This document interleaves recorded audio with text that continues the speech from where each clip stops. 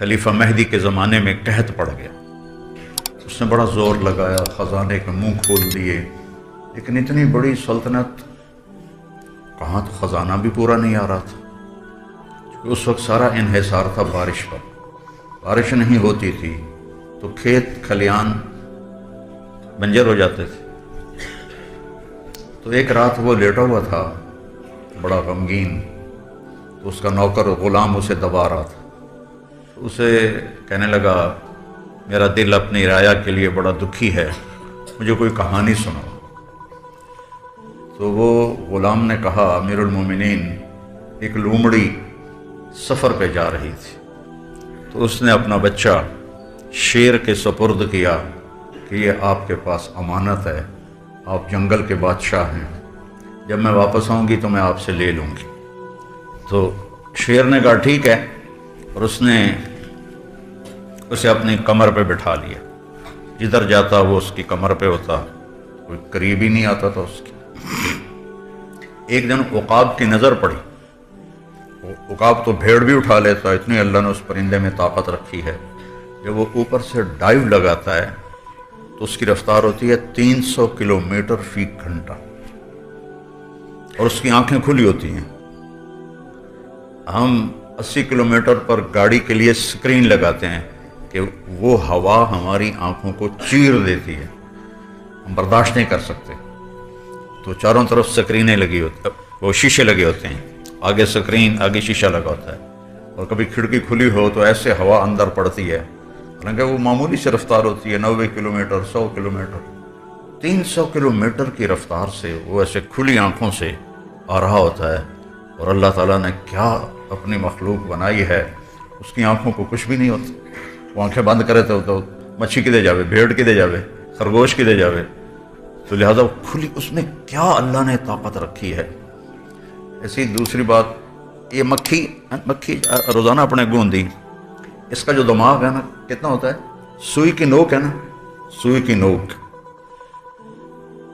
کمزور آنکھ والے کو نظر بھی نہیں آتی، سوئی کی نوک کے برابر اس کا دماغ ہوتا ہے، اور اس میں 1,03,000 سیل ہوتے ہیں، 30,000، 1,30,000 اس میں سیل ہوتے ہیں۔ وہ سیل کتنے چھوٹے ہوں گے، اور ان سیلز کو جوڑنے کے لیے 5 کروڑ دھاگے ہوتے ہیں۔ ھذا خلق اللہ فارونی ماذا خلق الذین من دونہ، یہ ہے تیرے رب کی تخلیق، دکھاؤ کسی اور نے ایسا کبھی کچھ بنا کے دکھایا ہے۔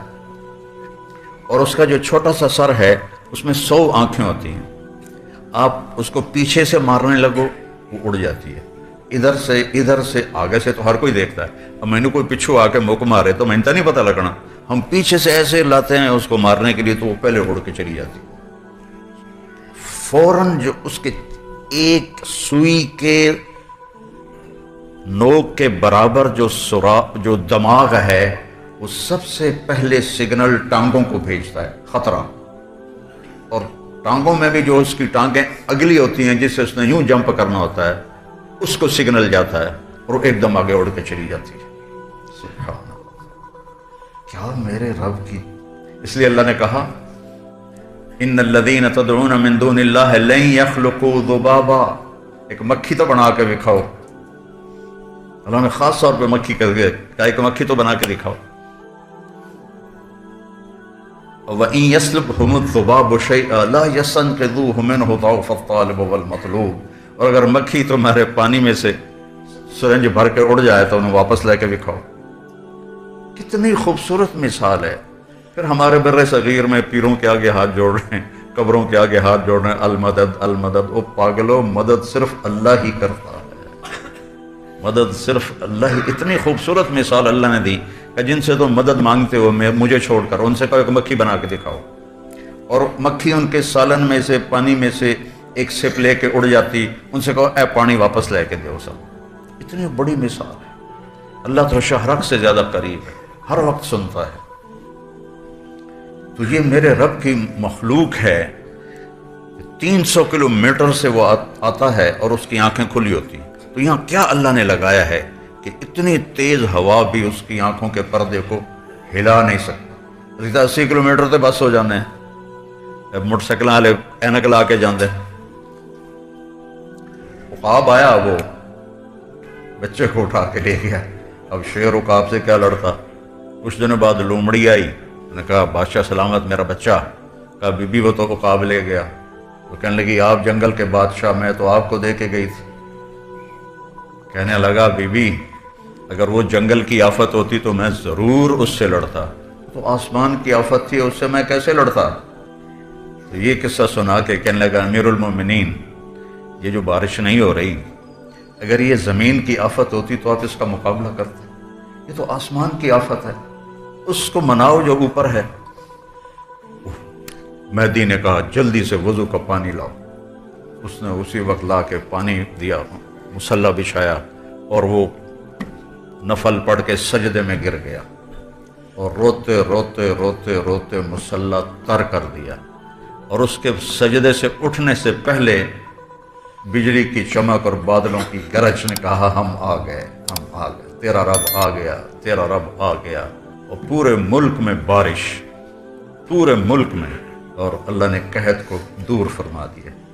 اب یہ اسموگ ہے, یہ دھند ہے, یا کیا بلا ہے, یہ ہمارے بدعمالیوں کا نتیجہ ہے. فَنَجْعَلْ لَعْنَتَ اللَّهِ عَلَى الْكَاذِبِينَ. اللہ تعالیٰ نے یا تو کافروں پر لعنت بھیجی ہے یا جھوٹے پر لعنت بھیجی ہے. اب مجھے بتاؤ فیصل آباد کے بازاروں میں, یا یہی جو ملت روڈ کی دکانیں ہیں, یا چاروں طرف, چلو میرے ضلع ملتان کی بات کر لو, آپ فیصل آباد والے ناراض ہو جاؤ گے, کوئی سچا آدمی تو دکھاؤ جو سچ بول کے سودا کر رہا ہے. ان دفتروں میں چلے جاؤ, کوئی رشوت کے بغیر کام کر رہا. سود, جھوٹ, قتل, زنا کے اڈے, شراب کے اڈے, جوئے کے اڈے, قبضہ گروپ, غریبوں پہ ظلم, بادشاہوں کا ظلم تو ہوتا ہی ہے. تو آج تھوڑا سا طاقت والا اپنے سے کمزور پر ظلم کرتا چلا جا رہا ہے. تو ایک دیکھو کہ گناہوں نے کس طرح ہمیں اپنی لپیٹ میں لیا ہوا ہے. اور نام رکھا پاکستان ہے. زمین تو ساری پاک ہے. میرے نبی نے کہا جعلت لی الارض مسجدا وطہورا.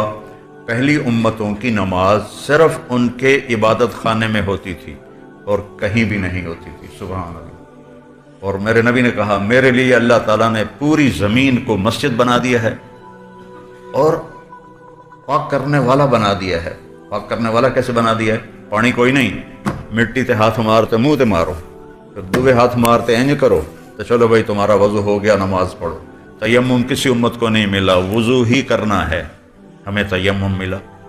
اور غسل کی ضرورت پڑ جائے پھر بھی پانی کوئی نہیں تو بس ایہی کام ہے. عمار بن یاسر سفر میں تھے, ان کو احتلام ہو گیا نہانے کا. وہ سوچ میں پڑ گئے کہ وضو کے لیے تو صرف منہ پہ اور کوہنیوں تک ہاتھ مارنا ہوتا تھا, میں انسان غسل دی ضرورت ہے تو ہوں مینوں کی کرنا چاہیے. انہیں کپڑے لا دیتے تھے ریت تے, کدی اینجون کدی سب پٹھے سدھے ہو کے انہیں سارا ریت دا غسل کر لے. سفر سے واپس آئے اور اللہ کے نبی کو عرض کیا تو آپ ہنس پڑے.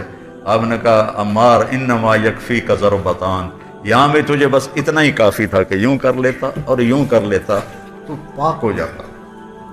آپ نے کہا اللہ نے میرے لیے زمین کو مسجد بنا دیا ہے. اگر زمین پہ کوئی گندگی نظر نہیں آ رہی اور تھوڑے کول چادر بھی کوئی نہیں, اللہ اکبر, تجھے نماز پڑھو تھوڑی نماز ہو گئی.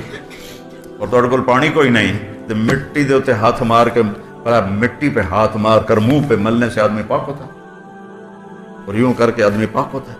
اللہ نے کہا نہیں میرے محبوب, آپ کی توفیل ہم یہ بھی ان کو دیتے. پاکستان ہمارے, اگر اس کا نام تو بڑا اچھا ہے, اس میں کوئی شک نہیں, لیکن ہماری گندگی نے اسے ناپاک ہم نے زمین کر دی ہے. جھوٹ, جب کوئی آدمی جھوٹ بولتا ہے, فرشتے ہمارے ساتھ ہیں, ٹھیک ہے. جب حدیث مشہور ہے, میرے نبی نے فرمایا کہ پیاز اور لہسن کچا کھا کے مسجد میں نہ ہو کہ فرشتوں کو تکلیف ہوتی ہے بدبو سے. جو کچا پیاز کھا کے آئے وہ ہماری مسجد سے دور رہے. ہاں پکا کے کھاؤ, کوئی منع نہیں. اچھا, اس سے آپ نے کہا فرشتوں کو تکلیف ہوتی ہے, اور پیاز کی بدبو کوئی وہ سلاد کھا لے تو محسوس ہوتی، لیکن کوئی جھوٹ بولے تو کبھی کوئی بدبو محسوس ہوئی آپ؟ کیوں جی؟ کبھی کوئی چاہے کوئی ممبر پہ بیٹھ کے ہی جھوٹ بول رہا ہو، کبھی کوئی بدبو محسوس ہوئی؟ لیکن میرے نبی نے فرمایا جب کوئی آدمی جھوٹ بولتا ہے تو اس کی بدبو اتنی غلیظ ہوتی ہے کہ 1 میل تک فرشتے بھاگ جاتے ہیں، جو فرشتے اس کے ساتھ لگے ہوتے ہیں وہ اسے چھوڑ کے بھاگ جاتے ہیں، اتنی گندی بدبو نکلتی ہے۔ میرا ملک تو ناپاکستان بن گیا جھوٹ بولنے کی وجہ سے، جھوٹ ہی جھوٹ، جھوٹ ہی جھوٹ۔ تو بھائی میرے بھائیوں، یہ سب اللہ کی بارگاہ میں توبہ کریں، اللہ سے دعا کریں کہ یا اللہ ہم پر یہ آفت ڈال دے۔ کسی کو چین نہیں، سکھ نہیں، لیکن توبہ پھر بھی کوئی نہیں نظر آ رہی، تو اللہ نے یہ ایک پیغام بھیجا کہ آ جاؤ، واپس آ جاؤ، واپس آ جاؤ، واپس آ جاؤ۔ توبہ پر اللہ سب کو ہلا دے گا، ہٹا دے گا۔ عمل میں اتنی اللہ نے طاقت رکھی ہے کہ یہ دنیا کو تباہ بھی کر لیتا ہے اور دنیا کو آباد بھی کر دیتا ہے۔ الم تر کیف فعل ربک بعاد ارم ذات العماد التي لم يخلق مثلها في البلاد وثمود الذين جابوا الصخر بالواد وفرعون ذي الاوتاد الذين طغوا في البلاد فاكثروا فيها الفساد فصب عليهم ربك صوت عذاب ان ربك لبالمرصاد۔ دیکھتے نہیں ہو تیرے رب نے قوم عاد کے ساتھ کیا کیا؟ ان جیسا میں نے پیدا ہی کوئی نہیں کیا۔ اور سمود جنہوں نے پہاڑوں کے اندر گھر بنائے، اور فرعون جس نے سولی پہ لٹکانا شروع کیا لوگوں کو، انہوں نے نافرمانی کی اور آگے بڑھ گئے، پھر تیرے رب نے عذاب کا کوڑا برسایا۔ اور تیرا رب نافرمانوں کے ساتھ ایسا ہی کرتا ہے۔ قوم عاد کو ہوا نے اڑا دیا، قوم سمود کو فرشتے کی چیخ نے۔ فارسلنا علیہم ریحا صرصرا فی ایام نحسات، ہم نے پھر ہوا بھیجی سنسناتی ہوئی منحوس دنوں میں۔ فتر القوم فیہا صرعا، اللہ نے ان کو اٹھا کے ایسے پٹک کے مارا۔ 40 ہاتھ تو ان کے قد ہوتے تھے، 50 فٹ، 80 فٹ، تو ان کو ایسے ٹکرایا آپس میں، تو ان کی گردنیں الگ ہو گئیں، دھڑ الگ ہو گئے۔ اللہ نے کہا دیکھو کہ میں پہن کہ میں کھجور دا مڈ ہوندا اونج پے ہوئے۔ اور اخذتهم الصیحہ، قوم سمود پہ فرشتے نے چیخ ماری، ان کے رنگ نیلے کالے ہو گئے، کلیجے پھٹ گئے، دل پھٹ گئے ان کے۔ فرعون کو اخذناہ وجنودہ فنبذناہم فی الیم وہو ملیم، فرعون کو اور اس کے لشکروں کو پکڑ کے ہم نے سمندر میں ڈال دیا۔ وہ ایسے ہی لعنت کے مستحق تھے، حالانکہ ان کی طاقت میں کوئی کمی نہیں تھی۔ ہم تو چلو شور مچا رہے ہیں، ہماری اکانومی بڑی کمزور ہے اس لیے ہم تباہ ہو رہے ہیں۔ ارے اس لیے نہیں تباہ ہو رہے ہو، ہم اس لیے تباہ ہو رہے ہیں کہ ہم اللہ کے نافرمان ہو گئے۔ اس نافرمانی سے ہم توبہ کریں۔ لوجد اللہ توابا الرحیما، اللہ ایسا مہربان ہے، کہتا ہے ایک باری آؤ تو صحیح، میں سارے ہی معاف کر دیں۔ جھوٹ موڑ دی، توبہ ہی کر لو، میں معاف کر دیں، کیونکہ اس کی رحمت اس کے غصے پر حاوی ہے۔ کتب ربکم علی نفسہ الرحمہ، تم پہ رحم کرنا میں نے اپنے اوپر فرض کر لیا ہے۔ ایک دفعہ میں بہت رویا اس تلاوت میں نا، اس آیت کو پڑھتے ہوئے، کہ مجھے خیال ہے اگر اللہ یہ کہتا کتب ربکم علی نفسہ الغضب، تمہارے رب نے تم پہ غضب اتارنا فرض کر لیا ہے، تو ہم تو کتے، بندر، بلے، سور بن جاتے۔ یا اللہ تیرا شکر ہے تو نے خود ہی اپنے اوپر فرض کر لیا کہ میں نے تم پہ رحم کرنا ہے۔ اللہ پر کوئی چیز فرض نہیں، اس آپ ہی اپنے تے فرض کی تھی کہ میں تڑو تے رحم ہی کرنا ہے۔ تو میں ہاتھ جوڑتا ہوں، جو جس خطا میں ہے توبہ کرے اور اللہ کی بارگاہ میں جھکے۔ اللہ اس آفت کو ہم سے دور کرے۔ صحتیں برباد، زمینیں برباد، فصلیں برباد، براہ راست زمین کے مساموں کو یہ بند کر رہی ہے۔ اس میں سے فصل نکلے گی بھی سے تو اس پہ کچھ اگے گا، کیونکہ پچھلے 2 سال سے میں تو زمیندار ہوں، خالی پٹھے ہی ہاتھ میں آتے ہیں، اوپر پھل لگتا ہی کوئی نہیں ہے۔ تو بھائیو توبہ کرو اللہ کی بارگاہ میں اور اپنے رب کو راضی کرو۔ زندگی جو ہے نا احساسات کا نام ہے، اور احساسات پیسے سے، چیزوں سے اور عمارتوں سے، گاڑیوں سے نہ پروان چڑھتے ہیں نہ نیچے آتے۔ احساسات صرف رویوں سے پروان چڑھتے ہیں، رویوں سے ہی مر جاتے ہیں۔ اچھا والدین، اولاد فرما برداری سے چل رہی ہو تو والدین عرشوں پہ ہوتے ہیں، اور ان کے سونے چاندی کے بیڈ روم اور اولاد ان کو آنکھیں دکھائے گریبان پکڑے تو وہ تحت الثری میں پہنچے ہوتے۔ بیوی کو سونے میں تولا ہو اور اس سے باہر عورتوں سے تعلق ہو تو بیوی کہتی مر جاؤں تو اچھا، کہ کہ زندگی رویوں سے پروان چڑھتی ہے. یہاں زندگی بیان ہو رہی ہے. اعوذ باللہ من الشیطان الرجیم بسم اللہ الرحمن الرحیم قل تعالوا او اتل ما حرم ربکم علیکم. میں تمہیں بتاؤں کہ تمہارے رب نے تم پہ کیا حرام کیا ہے. اللہ تشرکوا بہ شیئا، کہ اللہ کی ذات میں شریک نہ ٹھہرانا، اللہ کی ذات میں شریک نہ ٹھہرانا. کل بھی میں نے عرض کیا تھا ایک دم کسی پہ مشرک کے فتوے لگانا یہ اچھا نہیں لگتا. تو پہلا ہے لا الہ الا اللہ. لا کی تلوار سے پوری مخلوق کو اڑا دو اور صرف اللہ کے آگے سر چکا دو. تو بندگی کی ایک آیت ہے اللہ تشرکوا بہ شیئا، صرف ایک آیت. جو لا کہا وہ لا ہوا، لو لا بھی اس میں لا ہوا، جز لا ہوا، کل لا ہوا، پھر کیا ہوا، اللہ ہوا. دوسرا کیا ہے وَبِالْوَالِدَيْنِ إِحْسَانًا، کہ ماں باپ کے ساتھ آخری درجے کی خدمت کرو، آخری درجے کی، آخری حد تک کی خدمت کرو ماں باپ کی. ان کی دعا لو. أَن تَلِدَ الْأَمَةُ رَبَّتَهَا، قیامت کی نشانی کیا ہے کہ بیٹیاں ماؤں سے نوکرانی جیسے سلوک کرنے لگ جائیں. ایک صحابی سکرات میں تھے تو ان کی بیگم کا پیغام آیا کہ کلمہ نہیں پڑھا جا رہا. اب پریشان کہ صحابیوں کے کلمہ نہیں پڑھا جا رہا. کُلًا وعد اللہ الحسنى، کہ ہر صحابی جنتی ہے. تو آپ تشریف لائے اور کہا بیٹا کلمہ پڑھو. کہا جی پڑھا نہیں جاتا. بول رہے ہیں لیکن کلمہ نہیں پڑھا جاتا. آپ نے فوراً پوچھا والدین میں کون زندہ ہے؟ کہا جی ماں زندہ ہے. راضی ہے ناراض ہے؟ کہ جی ناراض ہے. اب نے ان کو فوراً بلوایا. وہ تشریف لائیں تو آپ نے فرمایا تم اپنے بیٹے پہ ناراض ہو؟ علقمہ ان کا نام، علقمہ پہ ناراض ہو؟ کہ جی ناراض ہو. کیا ناراضگی ہے؟ غور سے سننا. یا رسول اللہ بہت نیک بچہ ہے، دین کی کوئی ناراضگی نہیں، راتوں کو اٹھتا ہے، نماز پڑھتا ہے، قرآن پڑھتا ہے، دن میں روزہ رکھتا ہے، لیکن جب مجھ سے بات کرتا ہے تو بدتمیز ہو کے کرتا ہے. بس اس سے میرا دل ٹوٹ گیا. زبان کی شدت، زبان کی شدت، زبان کی سختی. آج کل تو اولادیں ماں باپ کو مار رہی ہیں، پٹائیاں کر رہی ہیں. ہمارے دیہاتوں میں تو عام ہے.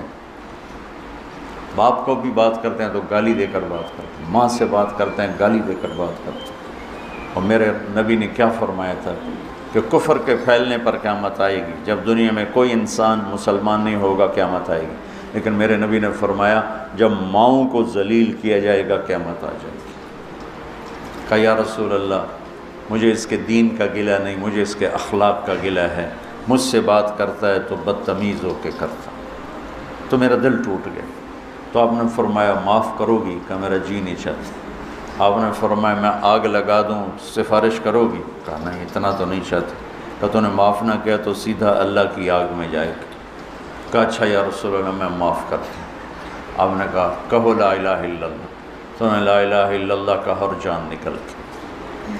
پھر آپ نے ان کے جنازے میں شرکت فرمائی اور ان کے تدفین میں شرکت فرمائی. اور دفن کے بعد فرمایا سنو جس نے ماں باپ کو دکھ دیا اس پہ اللہ کی لعنت، اس پہ فرشتوں کی لعنت، اس پہ زمین آسمان کی لعنت. نہ ان کی نماز قبول ہے، نہ روزہ قبول ہے، نہ صدقہ قبول ہے. تو بالوالدین احسانہ، کہ والدین کے احسان کیا ہوتا ہے؟ کسی عمل کو اعلیٰ سے اعلیٰ درجے پر کرنا. اس کا نام عربی میں احسان ہے. ہماری اردو میں احسان اور معنی میں آتا ہے. وَلَا تَقْتُلُوا أَوْلَادَكُمْ مِنْ إِمْلَاقٍ نَحْنُ نَرْزُقُكُمْ وَإِيَّاهُمْ. اپنی اولاد کو بھوک کی وجہ سے قتل مت کرو، ہم تمہیں بھی دیں گے اور ان کو بھی دیں گے. سورہ بنی اسرائیل میں یہی آیت ہے لا تقتلوا اولادکم خشیۃ املاق نحن نرزقهم وإیاکم. یہاں ہے لا تقتلوا اولادکم من املاق نحن نرزقکم وإیاہم. یہ قرآن کی خوبصورتی ہے، یہ قرآن کا حسن ہے، یہ قرآن کا جمال ہے. سبحان اللہ. سورہ یاسین میں جاء من اقصى المدینۃ رجل یسعی، اور سورہ قصص میں جاء رجل من اقصى المدینۃ یسعی. ایک ہی جملہ ہے، ایک جگہ رجل کو پہلے، ایک جگہ رجل کو بعد میں. سبحان اللہ. اذ ارسلنا الیہم اثنین فکذبوہما فعززناہم بثالث، وہ 3 جو انبیاء آئے تھے ان کو لوگوں نے جھٹلایا، تو ایک آدمی ان کی مدد، حبیب نجار، ان کی مدد کے لیے دوڑتا ہوا آیا۔ یہ نہ کوئی یہاں موت کا مسئلہ ہے نہ زندگی کا مسئلہ ہے، تائید اور تردید کا مسئلہ ہے۔ قوم رد کر چکی ہے، وہ چاہتا ہے کہ ان کی تائید ہو، تو یہاں رجل آخر میں ہے۔ موسیٰ علیہ السلام ایک آدمی کو قتل کر چکے ہیں، اور ایک آدمی، وہ خبر پہنچ چکی ہے، وہاں فیصلہ ہو چکا ہے اسے قتل کیا جائے، تو ایک آدمی وہاں سے دوڑ لگاتا ہوا آتا ہے آ کے یہ بتانے کے لیے، موسیٰ ان الملأ یأتمرون بک، تیرے تو وہاں قتل کے مشورے ہو رہے ہیں، بھاگ جا۔ تو یہاں آنے والے کی جو اہمیت ہے وہ بہت زیادہ ہے، کوئی ایک زندگی موت کا بن رہا ہے مسئلہ، تو یہاں رجل کو پہلے ذکر کیا، وہاں تائید اور تردید کا مسئلہ ہے، وہاں رجل کو بعد میں ذکر کیا۔ جو قرآن کی خوبصورتی ہے کہ لفظ کو آگے اور پیچھے کرنے سے اس میں حسن پیدا کر دیتا ہے، معانی بدل دیتا ہے، سبحان اللہ۔ تو یہاں ہے من املاک، تو آگے ہم تمہیں بھی دیں گے انہیں بھی دیں گے۔ یہاں صورتحال یہ ہے کہ والدین فقیر ہیں پہلے سے، وہ کہہ رہے ہیں کہ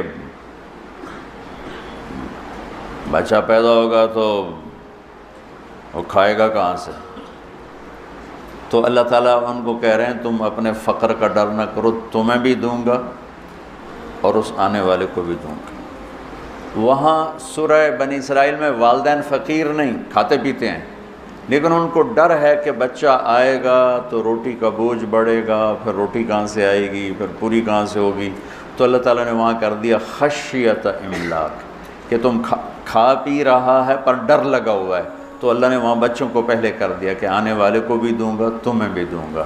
یہ قرآن کی خوبصورتی ہے۔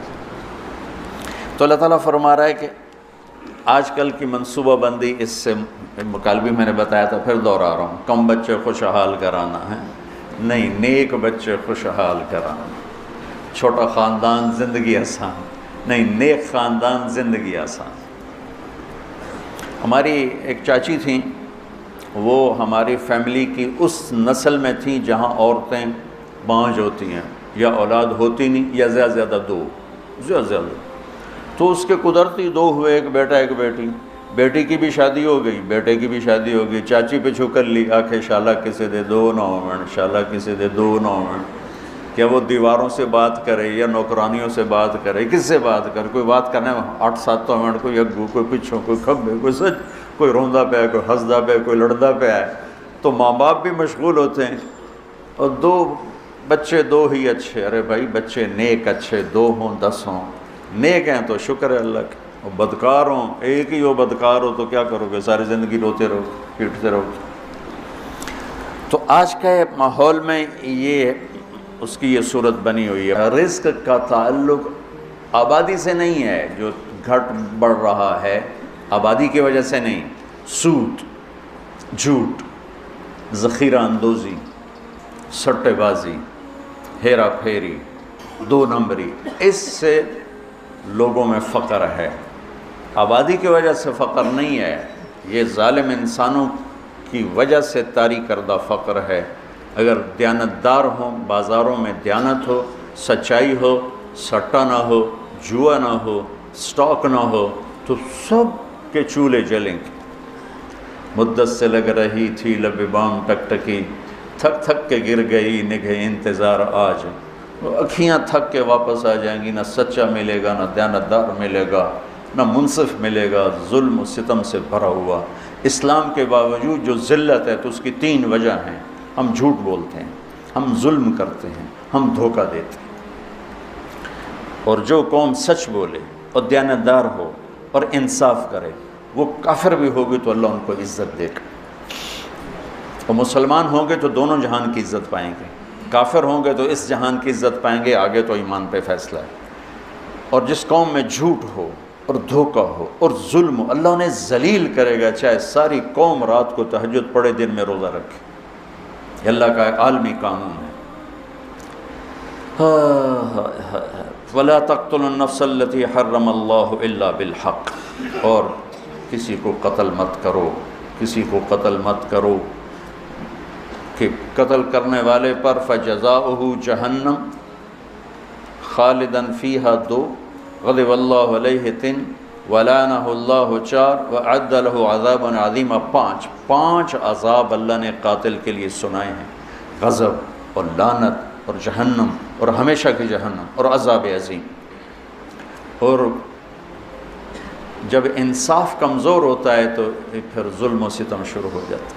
ہماری عدالتیں انصاف ہی نہیں دیتی، ہمارے جج بکے ہوئے، ہمارے وکیل بکے ہوئے، اور ان سے پہلے ہمارے عوام ظلم و ستم کی انتہا کیے ہوئے ہیں کہ بے گناہوں کے نام بھی پرچے میں لکھوا دیتے ہیں، اور وہ بھی قتل کے۔ مولوی عباد اللہ صاحب جیلوں میں جاتے ہیں، میں بھی ان کے ساتھ گیا ہوں لیکن زیادہ نہیں، کتنے بے گناہ لوگ وہاں سزائیں بھگت رہے۔ یہ تو کل ہو گئی تھی، میں نے اس کو دوبارہ دہرا دیا چونکہ یہ زندگی سے متعلق اور بہت اہم مضمون تھا، اس لیے میں نے اس کو دوبارہ دہرایا۔ پھر اللہ کہتا ہے ذَلِكُمْ وَصَّاكُمْ بِهِ لَعَلَّكُمْ تَعْقِلُونَ، یہ تمہارا رب تمہیں وصیت کر رہا ہے تاکہ تم عقل والے بنو۔ میں نے کہا تھا اردن واسعہ، سرسبز زمین، گل و گلزار سے بھری ہوئی زمین کو اردن واسعہ کہتے ہیں۔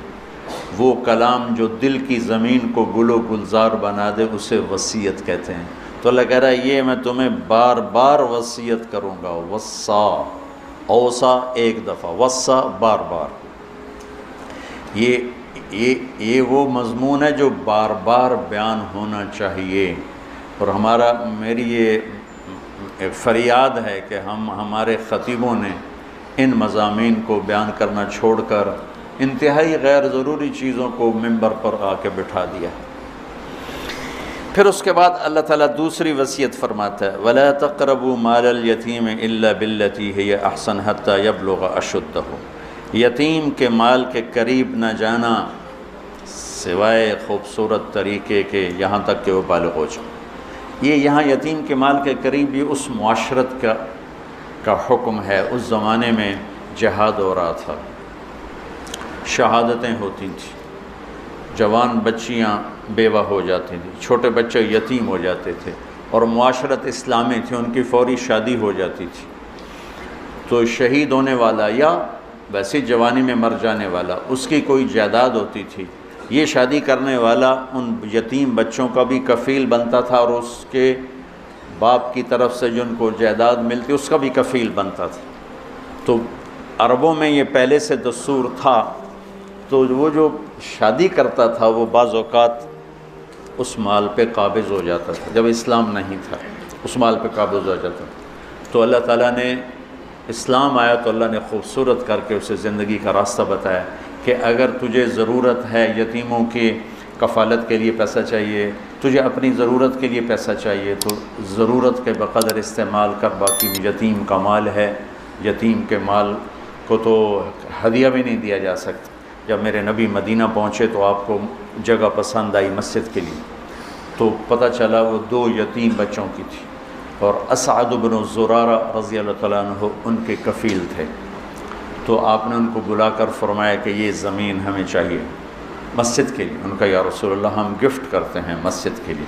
کہا نہیں، یہ یتیم کا مال ہے، یہ گفٹ نہیں ہو سکتا، وہ بڑے ہوتے بالغ ہوتے پھر ٹھیک تھا، وہ بچے ہیں اور تم وکیل ہو، تم نہیں گفٹ کر سکتے۔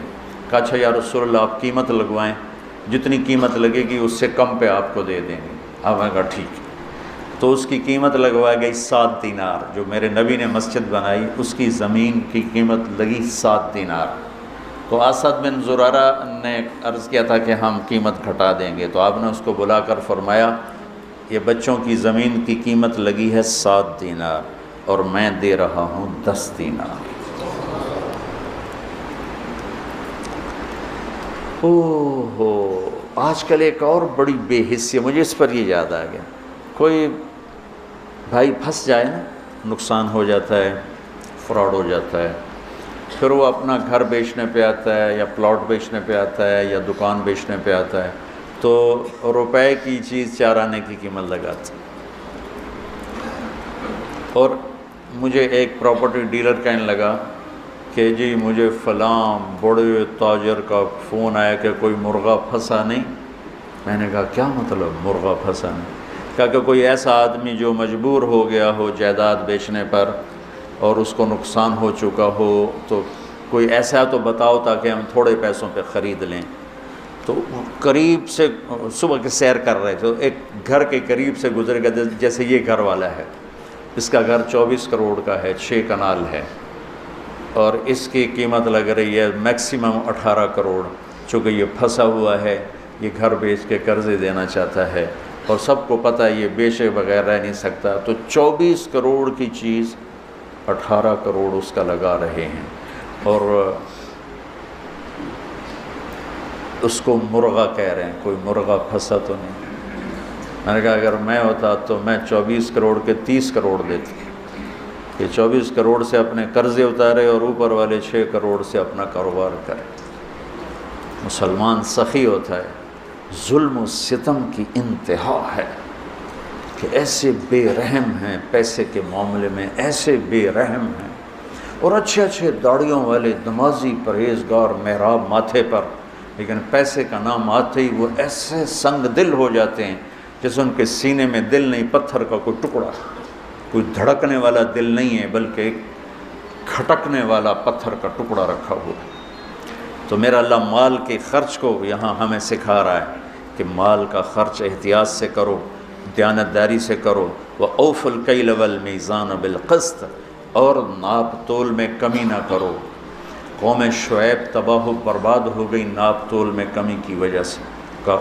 وَيْلٌ لِّلْمُطَفِّفِينَ الَّذِينَ إِذَا اكْتَالُوا عَلَى النَّاسِ يَسْتَوْفُونَ وَإِذَا كَالُوهُمْ أَوْ وَزَنُوهُمْ يُخْسِرُونَ أَلَا يَظُنُّ أُولَٰئِكَ أَنَّهُمْ مَبْعُوثُونَ لِيَوْمٍ عَظِيمٍ يَوْمَ يَقُومُ النَّاسُ لِرَبِّ الْعَالَمِينَ كَلَّا إِنَّ كِتَابَ الْفُجَّارِ لَفِي سِجِّينٍ۔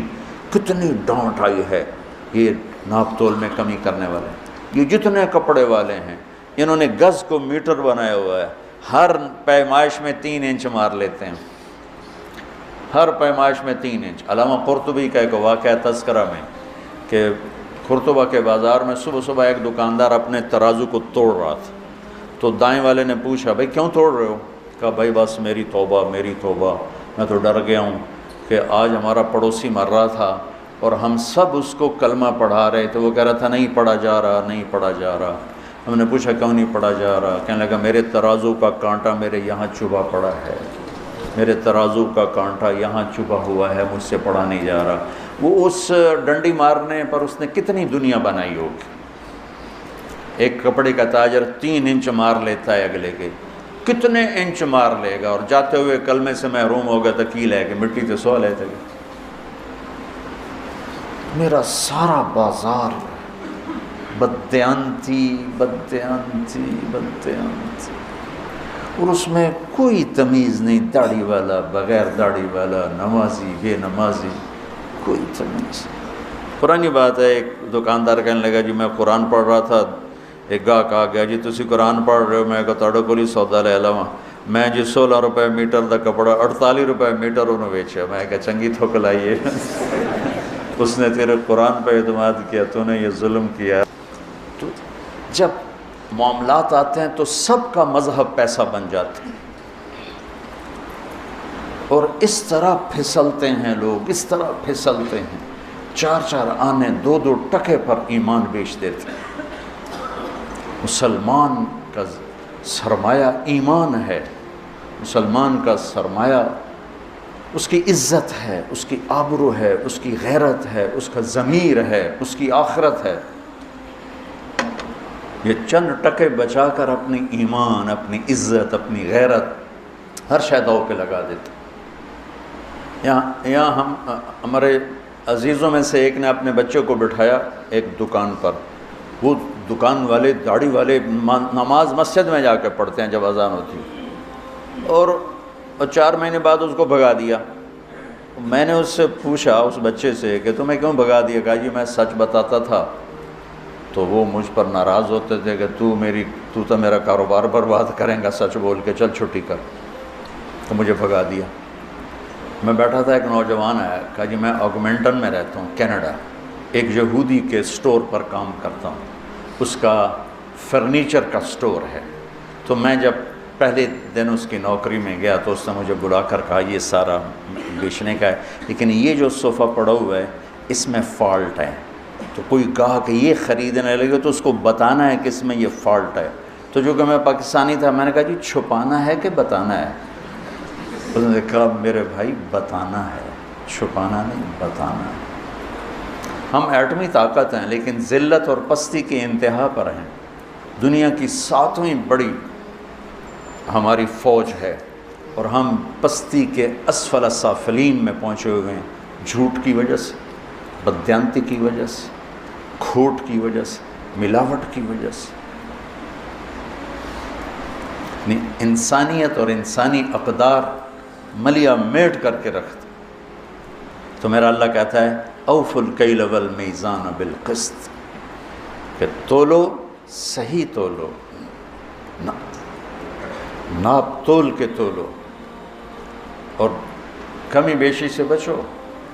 عبید رحمۃ اللہ علیہ ایک کپڑے کے تاجر تھے، تو ریشمی تھان 400 کا اور ناخالص ریشمی ناخالص 200 کا۔ بچے کو بٹھا کے گئے کسی کام، واپس آئے تو ایک آدمی تھان لے کے نیچے اتر رہا تھا، تھان تھا ناخالص ریشم۔ کہنے لگے بھائی کتنے میں لیا ہے؟ کہا جی 400۔ کہنے لگے 400؟ کہا جی، کہا مہنگا ہے؟ کہا جی نہیں ٹھیک ہے، میرے گاؤں میں 500 کا بکے گا، مجھے 100 درہم کا نفع ہے۔ کہا تو 300 اور کما سکتا ہے۔ کہا ابھی آپ کون ہو؟ کہا میں دکان کا مالک ہوں۔ ان کو ساتھ لے لیا۔ بیٹے سے پوچھا یہ 400 کس لیے مانگا؟ بھول گئے تھے یا جان بوجھ کے؟ کہا میں نے 400 مانگا، اس نے دے دیا، شرعاً اب کوئی قباحت نہیں، اس نے مانگا۔ میں نے کہا بیٹا تجھے شرم نہ آئی مسلمان کو دھوکہ دیتے ہوئے؟ تجھے 200 پہ بھی نفع مل رہا تھا، 400 کیوں نہیں؟ تو اس کو 200 نکال کے دیے کہ بھائی یہ لے جا، 300 نفع بنا۔ جب یہ تجارت تھی تو جھنڈا پوری دنیا پہ لہراتا تھا۔ اب یورپ کی دکان پہ جاؤ، مال واپس کرو، خوشی سے لے لیں گے۔ یہاں لکھا ہوتا خریدا ہوا مال واپس نہیں ہوگا۔ میں نے کہا اگر کوئی یہاں کا تاجر ہوتا اور اس کا پتر 200 کی 400 میں بیچتا تھا، واہ میرا پتر تو تب پیونوں ہی کٹ گیا، ایلا 100 روپے، ایلا 100 روپے فلودہ کھا، میں چھری رکھیں جی میں رکھی ہے۔ ہمارا تاجر تو چھری لے کے بیٹھا ہوا کہ اسے ذبح کرنا ہے۔ آنے والے جیسے بھیڑیوں کو کوئی رحم نہیں ہے کہ بکری کے چھوٹے چھوٹے بچے ہیں، ایسے جب دل پیسے کا غلام ہو جاتا ہے تو وہ بھیڑیا بن جاتا۔ پھر اللہ تسلی دیتا ہے لا نکلف نفسا الا وسعها، دیکھو میں جو کچھ تمہیں کہہ رہا ہوں تم کر سکتے ہو، کیسے کریں گے، کیسے ہوگا؟ اللہ کہتا ہے میں نے کوئی ایک بات بھی تمہاری ہمت سے زیادہ نہیں سنائی۔ یہ آیت تسلی کے لیے ہے۔ پیچھے بڑی بڑی ہمت والی باتیں آ رہی، نماز پڑھنے واسطے تو ایک لوٹا پانی چاہیے، 10 منٹ چاہیے، کیڑی قربانی ہے؟ سچ بولنے کے لیے پسینہ آ جائے، صحیح تولتے ہوئے پسینہ آ جائے، مال کا عیب بتاتے ہوئے خبر لگ جائے گی۔ وہ میں نے بیان کیا تو ایک ہمارا دوست ہے، اس کا شو روم ہے، تو ہماری جماعت گئی پشاور، اس کا بہت بڑا شو روم ہے، تو میں اس کو ملنے گیا تو وہ مجھے دکھا رہا تھا، تو ایک گاڑی کھڑی تھی ٹویوٹا، نہیں، کہنے لگا یہ گاڑی دیکھ رہا ہوں، کہا یہ 1 سال ہوا ہے نہیں بک رہی تمہاری وجہ سے۔ میں کہا میں تو آج تیرے شو روم سے آیا، میری وجہ تو کیوں؟ کہا تم نے ترغیب دی تھی سچ بولو، تو میں یہ گاڑی لگ گئی تھی جب اس کو ٹرک سے اتار رہے تھے، تو اس کو ٹھیک کر کے ہم نے لگا دیا ہے، جو آتا ہم کہتے ہیں لگی ہوئی ہے وہ چھوڑ کے چلا جاتا ہے۔ میں نے کہا مجھے دے دو میں خرید لیتا ہوں۔ اس وقت ٹویوٹا 5 لاکھ کی تھی۔ کہنے تمہیں جرمانہ کیوں ڈالوں، انشاءاللہ بک جائے گی، لیکن میں نے سوچا سچ ہی بولنا ہے، جھوٹ نہیں بولنا ہے۔ 1 سال وہ گاڑی کھڑی رہی۔ ابھی ہماری جماعت وہیں تھی کہ اس کا فون آیا کہ میری گاڑی بک گئی۔ میں نے فالٹ بتایا تو بھی بک گئی۔ تھوڑا سا اللہ دیکھتا ہے پھر دروازے کھول دیتا ہے، اس لیے کہتا ہے لا نکلف نفسا الا وسعها، جو تمہیں بتا رہا ہوں نا تم کر سکتے ہو، تمہاری ہمت سے اوپر میں نے کچھ نہیں بتایا۔ وَإِذَا قُلْتُمْ فَاعْدِلُوا وَلَوْ كَانَ ذَا قُرْبَىٰ وَبِعَهْدِ اللَّهِ أَوْفُوا ذَلِكُمْ وَصَّاكُمْ بِهِ لَعَلَّكُمْ تَذَكَّرُونَ، اور جب بولو تو انصاف کا بول بولو، فعدلو، چاہے یہ گواہی تیرے رشتہ دار کے خلاف ہی جاتی ہو، لیکن بولو تو سچ بولو۔ اس سے مراد صرف گواہی نہیں ہے، قلت اس لیے قلتم کا لفظ ہے جس میں وسعت ہے۔ ولو کان ذا قربا میں اشارہ ہے کہ اگر تمہیں کہیں اپنے رشتہ دار کے خلاف بھی سچ نظر آئے تو بولو، بولو، گواہی کا لفظ نہیں ہے۔ قلتم کے اندر گواہی بھی ہے اور قلتم کے اندر عموم ہے، جب بول بول انصاف کا بول، یعنی ایسا بول نہ بول جو کسی کی عزت کو اڑا دے، کسی کی پگڑی کو اچھال دے، کسی کی عزت نفس کو ذبح کر کے رکھ دے، کسی کی بیٹی کی عزت اچھل جائے، کسی کے بچے کی عزت اچھل جائے، ایسا بول نہ بول۔ یہ صرف عدالت کی گواہی کی حد تک نہیں ہے، عدالت کی گواہی کی حد تک نہیں، میرا مستقل مضمون ہے زبان کی حفاظت کرو، زبان کی حفاظت کرو، ماں باپ کے آگے سنبھل کے بولو، بیوی کے آگے سنبھل کے بولو، بچوں کے آگے، ہر انسان کے آگے سنبھل کے بولو۔ جہاں خون کے رشتے ہیں وہاں بہت زیادہ سہ جاؤ، سہ جاؤ، سہ جاؤ، تھوڑی دیر کی تکلیف ہوگی، پھر اللہ تمہیں ایسی راحت دے گا کہ اس کا مزہ لوگی۔ ہاں، پی جا ایام کی تلخی کو بھی ہنس کے ناصر، اللہ اس کی بخشش کرے، میرا دوست تھا ناصر، پی جا ایام کی تلخی کو بھی ہنس کے ناصر، غم کے سہنے میں بھی قدرت نے مزہ رکھا ہے، جب سے تم نے مجھے دیوانہ بنا رکھا ہے، سنگ ہر شخص نے ہاتھوں میں اٹھا رکھا ہے۔ صبر میں بھی ایک لذت ہے، ایک مٹھاس ہے، جیسے غصہ نکالنے میں ایک تسلی ہوتی ہے، بعد میں پشیمانی کے انبار لگ جاتے ہیں، پی جانے میں ایک کڑواہٹ ہوتی ہے اور بعد میں راحت و انبساط اور فرحت کے دروازے کھل جاتے ہیں۔ اگر زندگی کو خوبصورت بنانا ہے تو سہنا سیکھو، نظر انداز کرنا سیکھو، جواب دینا نہ سیکھو، چپ رہنا سیکھو، جواب دینا نہ سیکھو، چپ رہنا سیکھو۔ اس نے یہ کہہ دیا، اس نے کیوں کہہ دیا، اس نے یہ کہا، کہنے دو، گزر جاؤ تو اللہ تمہیں اندر کو ٹھنڈک پہنچا دے۔ کلمۃ العدل فی الغضب والرضا، یہ اس کی اصل تفسیر ہے کہ ہر حال میں زبان سے بول بولو، نپا ہوا، تلا ہوا، صحیح۔ ہم انسان ہیں، کبھی بریک فیل ہو جائے گی تو ہو جاتا، کلمہ نہیں، لیکن یہ عادت نہ ہو جائے تو اللہ سے توبہ، یا اللہ معاف کر، جس سے زیادتی ہوئی اس سے معافی اور تلافی، اور پھر ہمت کر کے پھر سفر شروع کریں گے، پھر گر پڑیں گے، کیا ہوا؟ گرتے ہیں شاہ سوار ہی میدان جنگ میں۔ یہ تو جنگ ہے نفس کے ساتھ، جو خوفناک جنگ ہے، جو ہر آن ہر گھڑی جاری ہے، کبھی وہ جیتے گا، کبھی ہم جیتیں گے۔ جب وہ جیتے گا ہم روئیں گے، معافی مانگیں گے اللہ سے بھی، جس سے زیادتی ہوگی اس سے بھی، تو اللہ تعالیٰ اس پر ہمارا، اللہ خوش ہوگا اور اللہ ہمیں آہستہ آہستہ آہستہ آہستہ نفس مطمئنہ نصیب فرما دے۔ وَإِذَا قُلْتُمْ فَاعْدِلُوا، زبان کے بول کو عدل والا بنا دے۔ لقمان علیہ السلام کا فرمان ہے، بیٹا چپ رہنے پہ کبھی نہیں پچھتایا، ہمیشہ اپنے بول پہ پچھتایا۔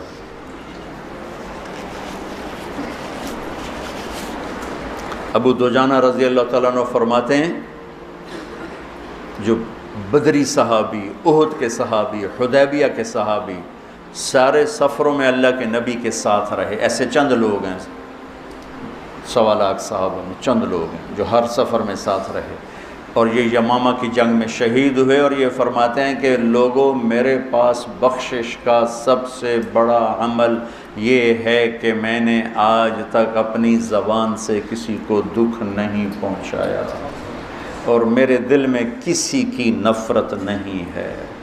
سبحان اللہ، سوچو تو صحیح، ایک آدمی جنگ بدر میں شریک ہوتا ہے اور اللہ تعالیٰ ان کو کہتا ہے جاؤ جو مرضی کرو، میں نے معاف کر دیا، تو وہ کہتے ہیں میں جنگ بدر میں شریک ہوں، میری بخشش کا سب سے بڑا عمل۔ وہ حدیبیہ میں شریک ہوا، لقد رضی اللہ عن المؤمنین، وہ کہتے ہیں میرا حدیبیہ کا عمل میری بخشش کا ہے کہ اللہ نے کہا میں راضی ہو گیا۔ وہ اور احد کی جنگ میں آپ نے تلوار اٹھائی ہے، کون لے گا تلوار؟ تو کئی لوگ کھڑے ہو گئے، آپ نے کہا اس کا حق کون ادا کرے گا؟ پھر سارے بیٹھ گئے، 3 آدمی کھڑے رہے، عمر، زبیر، ابو دجانہ رضی اللہ تعالیٰ عنہ۔ تو آپ نے وہ تلوار ابو دجانہ کو دی، تو زبیر رضی اللہ تعالیٰ عنہ کو خیال آیا کہ میں اس سے بڑا شاہ سوار ہوں، اور تھے بھی، اس میں کوئی شک نہیں، کوئی شک نہیں، 1000 پہ بھاری تھی، مجھے تلوار نہیں دی، اس کو کیوں دی ہے؟ کہ اللہ ارین ما یصنع، میں دیکھوں گا یہ کیا کرتا ہے۔ تو ابو دجانہ نے تلوار پکڑی اور سرخ پٹی باندھی، انا الذی عاہدنی خلیلی ونحن بالصفح لدى النخیل الا اقوم الدہر فی الکیول واضرب بسیف اللہ ورسولی، آج میں دکھاؤں گا اللہ کے رسول کی تلوار کا حق کیسے ادا کیا جاتا ہے۔ سارے اشعار کا خلاصہ، اور ایک طرف سے جو حملہ کیا قریش کی صفوں کو چیرتے ہوئے پار نکل گئے، اور زبیر بھی پیچھے پیچھے، آگے عورتیں کھڑی تھیں، ہندا گانا گا رہی تھی، نحن بنات طارقی نمشی علی النمارق مشی القتل بوارقی المسک فی المفارق والدر فی المخالق ان تقبلوا نعانقی او تدبروا نفارقی فراق غیر وامقی، یہ قریش کو ابھارنے کے لیے۔ جب ابو دجانہ بڑھے تو ساری عورتیں بھاگیں، اور ہندا پہ ایسا روب طاری ہوئی وہ بھاگ نہیں سکی، تو انہیں ایسے تلوار اٹھائی، اس کی چیخ نکلی، اور یوں اس کے سر پہ تلوار رکھ کے یوں واپس ہٹا لی۔ پیچھے زبیر تھے، کہنے لگے یہ کیا کیا ہے؟ کہا میرے نبی کی تلوار ہے، عورت کے خون سے گندہ کروں؟ نہیں، پھر واپس ہٹے، پھر حملہ کیا، اور پھر صفوں کو چیر دیا۔ آگے ایک ہاتھی جیسا نوجوان تھا ڈیل ڈول میں، زبیر کہنے لگے میری جی میں ہے، اس سے ٹکر لے تو پھر میں دیکھوں کتنے پانی میں۔ قدرتی آمنے سامنے ہوگی، اور ایسی زور کی دونوں میں ٹکر ہوئی کہ بہادری اور دلیری بھی آش آش کر اٹھی، اور دائیں بائیں کے لوگ متوجہ ہو گئے ان دونوں کی جنگ دیکھنے کے لیے، تھوڑی دیر کے لیے رک گئے۔ ایسی خوبصورت ان کی جنگ اور دلیری اور بہادری کے رک گئے ایک دفعہ قدم، اس نے وار کیا، ابو دجانہ کی ڈھال ٹوٹ گئی اور اس کے کندھے کو زخمی کر دیا۔ ابو دجانہ نے وار کیا، اس کی ڈھال توڑ کے تلوار یہاں لگی، 2 ٹکڑوں میں چیر کے پھینک دیا یوں، اور پھر چہرے سے ٹوپی ہٹا کر کہا ماذا ترا انا ابو دجانہ، کیا دیکھتے ہو؟ میں ہوں ابو دجانہ۔ یہ بندہ اتنے بڑے بڑے فضائل والا ان باتوں کی بجائے کہتا ہے کہ میری بخشش کا سب سے بڑا عمل یہ ہے کہ میں نے آج تک اپنی زبان سے کسی کو دکھ نہیں پہنچایا، اور میرے دل میں کسی کے بارے میں بغض نہیں۔ میرے بچوں، اپنے دل کو بغض سے پاک کرو۔ مولویوں کے دل میں بغض زیادہ ہوتا ہے، پتہ نہیں کیوں ہوتا، اس لیے کہ وہ قانون ہی پڑھتے رہتے ہیں، محبت کا سبق نہیں پڑھتے، فقہ ہی پڑھتے رہتے ہیں، وہ پھر غصے میں ہی ہو جاتے۔ ہمارے خواجہ غلام فرید سرائکی کے بادشاہ ہیں، وہ فرماتے ہیں سکھ ریت روش منصوری نو ہن ٹھپ رکھ کنز کدوری نو، ہادی نہ سمجھ ہدایہ کافی نہ سمجھ کفایہ، کافیہ بڑی مشہور کتاب ہے، تو وزن شعر کی وجہ سے اس کو بدلا ہے، ہادی نہ سمجھ ہدایہ کافی نہ سمجھ کفایہ، کر پرز شرع وقایا، ایو دل قرآن کتاب ہے۔ چونکہ قرآن سے نہیں جڑتے نا ہم، اور سیرت سے نہیں جڑتے، تو دل کی دنیا خشک سی ہو جاتی ہے، جیسے زمین پانی کے بغیر خشک ہو جاتی ہے، ایسی دل کی دنیا خشک ہو جاتی ہے۔ ساری امت کی خشک ہوئی پڑی ہو، تم سارے مولوی بیٹھے ہو اس لیے میں تمہارے سامنے یہ کہہ دیا، ورنہ سب کا یہی حال ہے، غصے سے بھرے ہوئے، بغض سے بھرے ہوئے، برداشت نام کی شے کوئی نہیں۔ محبت کرنا سیکھو، محبت دینا سیکھو، حسن ظن سیکھو، نفرت سے دلوں کو پاک کرو، دل آزاری سے زبان کو پاک کرو۔ وَبِعَهْدِ اللَّهِ عَوْفُ، اور اللہ سے کیے ہوئے عہد و پیمان کو نبھاؤ، اللہ سے کیے ہوئے عہد و پیمان کو نبھاؤ۔ وَلَا إِلَهَ إِلَّا اللَّهِ أَلَسْتُ بِرَبِّكُمْ قَالُوا بَلَىٰ، اللہ کو رب مانا ہے، نبھا کے دکھا دو۔ فَلَكَ ذَلِكُمْ وَصَّاكُمْ بِهِ لَعَلَّكُمْ تَذَكَّرُونَ، یہ اگلی وصیت ہے جو اللہ تمہیں کر رہا ہے کہ شاید تمہیں کچھ یاد آ جائے۔ پھر آگے اللہ خوشخبری سناتا ہوا ان ھذا صراطی مستقیما، یہی ہے میرا سیدھا راستہ، فاتبعوہ، اسی پہ چلنا، ولا تتبعوا السبل، دائیں بائیں چھوٹے رستوں پہ نہ جانا، فتفرق بکم عن سبیلہ، یہ تمہیں اصل راستے سے ہٹا دے گا۔ یہ ہے فرقہ واریت، کہ ان مسائل پہ لڑنا جن کا نہ جنت سے تعلق ہے نہ جہنم سے تعلق ہے، جس کا نہ آخرت سے تعلق ہے نہ دنیا سے تعلق ہے۔ تو میرا اللہ کہہ رہا ہے ان چکروں میں نہ پڑنا، ہاتھ یہاں باندھنے ہیں کہ یہاں باندھنے ہیں کہ چھوڑنے ہیں، رفع یدین کرنا ہے یا چھوڑنا ہے، سورۃ فاتحہ پڑھنی ہے یا نہیں پڑھنی ہے، یہ بھی کوئی لڑنے کی چیز ہے؟ سیدھا راستہ امت پنے کا۔ ہم علماء دیوبند کے شاگرد ہیں، وہ ہمارے لیے بنیان کی طرح ہے، لیکن چولا ہمارا امت پنے کا ہے، کرتا ہمارا امت پنے کا ہے۔ میں تم سب کو یہ کرتا پہنانا چاہتا ہوں کہ ہم علماء دیوبند کی تشریح دین پر راضی ہیں اور ان کے دلائل کو ہم قبول کرتے ہیں، لیکن باقیوں کو عزت دیتے ہیں، احترام کرتے ہیں۔ ہم کرتا پہنتے ہیں محمدی۔ آگے میرے نبی کے دین کی تشریح میں عقائد میں بھی اختلاف ہے، اعمال میں بھی اختلاف ہے، ترجیحات میں بھی اختلاف ہے، یہ سب انشاءاللہ جنت میں جائیں گے۔ جو لا الہ الا اللہ محمد رسول اللہ کا قائل ہے، اسی پہ مر گئے، انشاءاللہ جنت میں جائے گا۔ ہم نہ ٹھیکیدار بنے، اے بھی کافر، اے بھی کافر، اے بھی کافر، اے بھی کافر، جنت کہیں جاؤں ویلی پہ ہی رہے گی۔ تو اللہ کہتا ہے یہ ہے میرا سیدھا راستہ، اور اس میں آپ دیکھو کہ سب اخلاقیات، سب بس ایک لا تشرکوا بہ شیئا میں اشارہ کیا عقیدے اور عبادت کی طرف، وبعہد اللہ اوفوا، دو، باقی سب اخلاق اخلاق اخلاق، اور پھر آخر میں کہ یہ ہے اصل دین، اصل دین ہیں یہ چیزیں، ان اقیموا الدین ولا تفرقوا فیہ، دین ایک ہی ہے، جو اصول ہیں، جو فرائض ہیں، جو اخلاقیات ہیں، تمام اہل مکتب، اہل فکر، اہل مسلک، اہل مذہب، کون کہے گا جھوٹ بولو، کون کہے گا بدکاری کرو، فحاشی کرو، کون کہے گا ماں باپ کی بدتمیزی کرو، کون کہے گا ناپ تول میں کمی کرو، کون کہے گا دھوکہ دو، فراڈ کرو، ملاوٹ کرو، کھوٹ کرو، کون کہے گا نفرت کی آگ جلاؤ؟